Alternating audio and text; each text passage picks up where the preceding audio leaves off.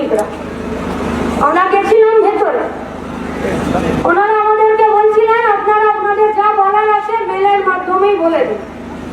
Mail দিয়ে তো অনেকে অনেক কিছু হয়, কিন্তু মেল দিয়ে তো আর জনতার মেলের কথা ওদের কাছ অব্দি পৌঁছাচ্ছে না। তাই গোটা রাজ্যের পুলিশ মিলে ওদের কাছে যা তথ্যের ভান্ডার পেশ করে দিয়েছে, ওরা তার মধ্যেই ঘোরাঘুরি করতে চাইছে। সিপিআইএম পার্টি লাল ঝান্ডা এটা স্পষ্ট করে বলে দিয়েছে, রাজ্যের পুলিশ যা তথ্য পরিবেশন করেছে তার উপরে ঘোরাঘুরি করলে চলবে না, সমস্ত কিছু টেনে এনে বার করতে হবে। আর দ্রুততার সাথে যারা দোষী তাদেরকে শাস্তি দেওয়ার ব্যবস্থা করতে হবে।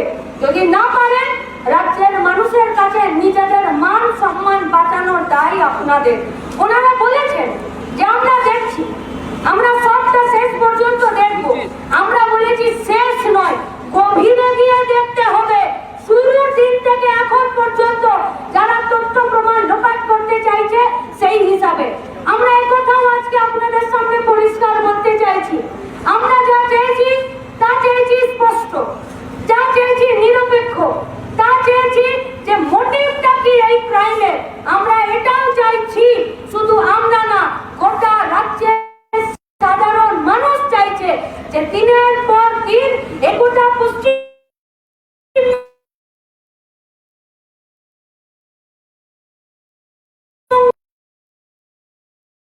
অপরাধ ঘটছে, সেই অপরাধের আসল কারণ কি? তাহলে কি কেউ বা কারা মাথায় আর পিঠে হাত বুলিয়ে দিয়ে অপরাধীদেরকে রাস্তা পরিষ্কার ভাবে সামনে রেখে দিয়ে আর সবুজ কার্পেট পেতে দিতে চাইছে?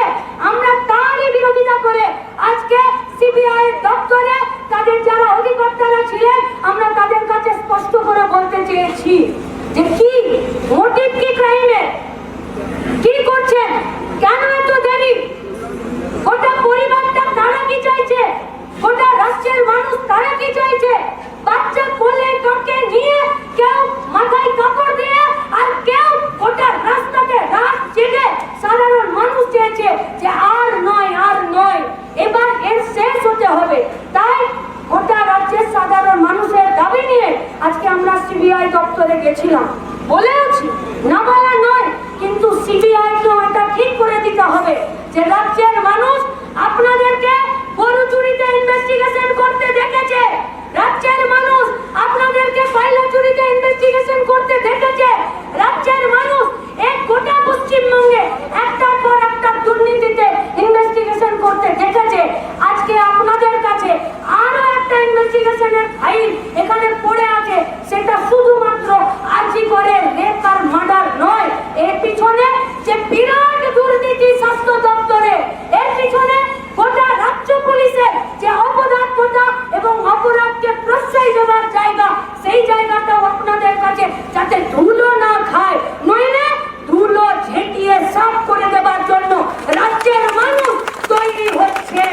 আর সাধারণ মানুষকে কেউ যাতে আন্ডার এস্টিমেট না করে, সাধারণ মানুষের প্রয়োজনে সিবিআই, সাধারণ মানুষের প্রয়োজনে পুলিশ, সাধারণ মানুষের প্রয়োজনে স্বাস্থ্য দপ্তর আর সাধারণ মানুষের প্রয়োজনে অপরাধকে নিয়ন্ত্রণ করা আর অপরাধকে শেষ করার জন্য সিবিআই। কিন্তু যদি অপরাধ সিবিআইকে নিয়ন্ত্রণ করে ফেলে, অপরাধীরা তারা যদি রাজ্যের পুলিশের মতন সিবিআইকেও নিয়ন্ত্রণ করতে করে ফেলে, তাহলে আমাদের কাছে রাস্তা ছাড়া আর অন্য কিছু উপায় থাকে না। আমরা আমাদের একজন আইনজীবী বলেছেন শুরুতেই, সংযুক্তা সেন আমাদের পার্টির সম্পাদক, politburo member comrade Mohammad Selim এবং ডক্টর রামচন্দ্র ডোব পার্টির পলিট ব্যুরো সদস্য এবং আমরা মিলে গিয়েছি, কথা বলেছি।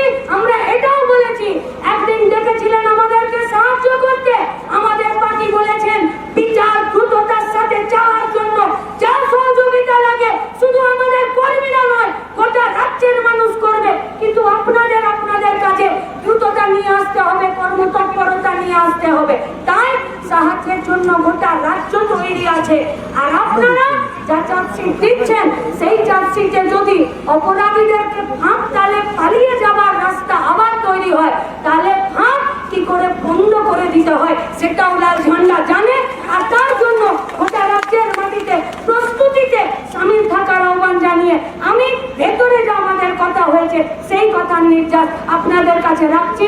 শুধু এইটুকু বলেই যে রাস্তায় থেকে বিচার আদায় করতে হবে। ওরা আমাদের মেয়েকে মেরেছে, ওরা আমাদের মেয়েদেরকে প্রতিদিন অপমান করছে, ওরা আমাদের মেয়েদেরকে প্রতিদিন খুন করছে।